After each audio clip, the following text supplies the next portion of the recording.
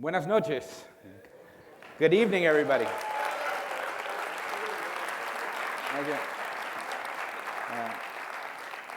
Thank you all for coming. We appreciate you coming. My name is Gary McBride, and I'm with Lamac. And on behalf of Lamac and the 43 network members, I want to thank you all for coming to our presentation tonight about La Magia de TV Paga, Un Mundo de Oportunidad. We're really going through some great times in the media industry, aren't we? I couldn't imagine the kind of change we're looking at in pay TV growth, looking at internet growth, looking at social media. It's a great time to be working in media. It's a great time to think about the role that media should play in our lives. And in particular, we've been very fortunate. After a fairly bumpy 2009, 2010 has been really an exciting year for us. And I think it's worth mentioning some of the great things that have been happening in 2010. First of all, we've been seeing a great growth in consumers buying cable. We've seen incredible growth. Recently, we were looking at some figures, and now the number of cable homes is 42.5 million. You know, I started in the business about 13 years ago. It was only 12, 13 million. We're talking about 42 million, 35% of all homes having cable. That's an incredible number. And we're seeing some fabulous growth in Mexico and Brazil this year. In Mexico, in just the past 12 months, we've seen a 25% increase in the number of homes with cable. 1.8 million new homes in spite of the economy. And that's been driven by Dish, and it's been driven by a lot of the new DTH alternatives. So we're seeing some incredible growth there and also in Brazil. In the past 6 months, just January to June, we've seen 1 million new cable homes in Brazil. So we're excited about that. We've got a lot to be thankful about. And that's driving ratings. If we look at ratings over the past 12 months, not surprisingly, the more homes that have cable, the more the share of total TV is going to grow. And right now, we've seen a 15% growth in our ratings from year to year. And that's largely driven by all those new homes. So we're excited about that.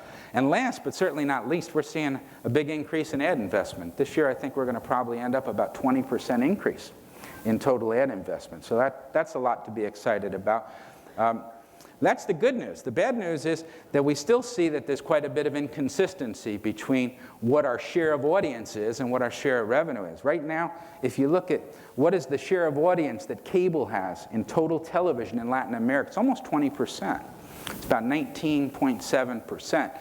If you ask the same question, what's our share of revenue? Total $11 billion in television advertising investment.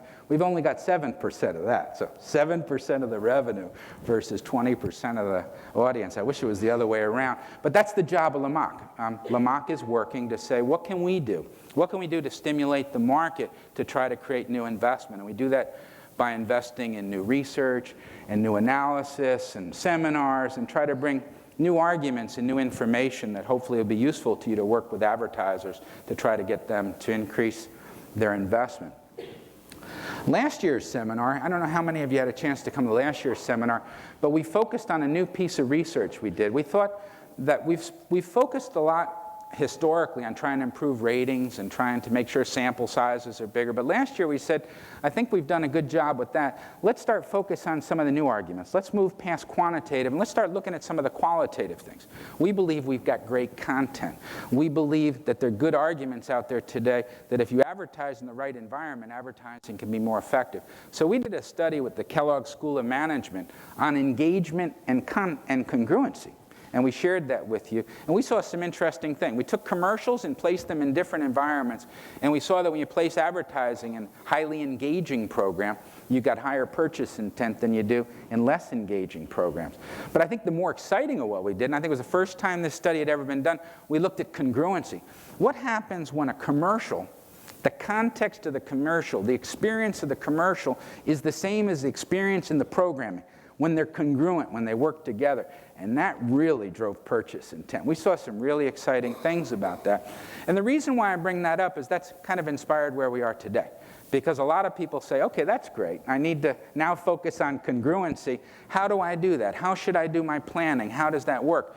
And we're not proposing that we walk away from the ratings or walk away from the cost per thousands. But for decades, we've been focusing on worried about ratings and worrying about efficiencies. And efficiencies has driven our decisions. And we think what we really need to think about is, how can I improve advertising effectiveness? And one of the ways to do it is to look at our channels, not as medium, but to look at them as brands. Brands that mean something to the consumers, that have unique relationships with the consumers, and how can we exploit that? And so we take apart our Excel sheets and start substituting creativity and innovation. And a lot of our networks are very dedicated to trying to work with advertisers to find solutions. Solutions that help them leverage the power of the brands, the relationships they have, and come up with creative approaches. And that's what we think is la magia de TV Paga. And tonight, what we want to share with you, hopefully we're going to have some fun. We've got some fun magicians that we're going to show you some real magic, but we're also going to take the opportunity to show you some of the magic that we've been able to create with some of our advertisers. We're going to show you some case histories that we think are some of the best in the industry, where clients worked with our networks to say, how can we develop something that's creative, that's innovative, that's multi-platform? And it really reflects the vision that we'd like to see our industry going. We find it inspiring to us as networks. We don't believe that we have all of the answers, but we think these are some of the best practices. We're going to show you some 7 case histories, and hopefully they inspire you as much as they inspired us putting them together. So please enjoy the show, and we look forward to discussing them with you after. Thank you.